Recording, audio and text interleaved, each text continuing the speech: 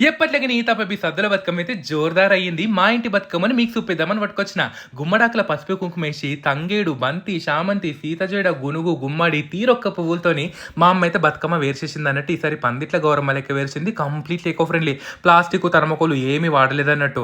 ప్రపంచం మొత్తంలో ప్రకృతిని ప్రేమించి, పూజించే ఏకైక దేశం ఏదైనా ఉందంటే మన భారతదేశం. అండ్లకల్లా పువ్వుల్ని పూజించే ఏకైక రాష్ట్రం మన తెలంగాణ.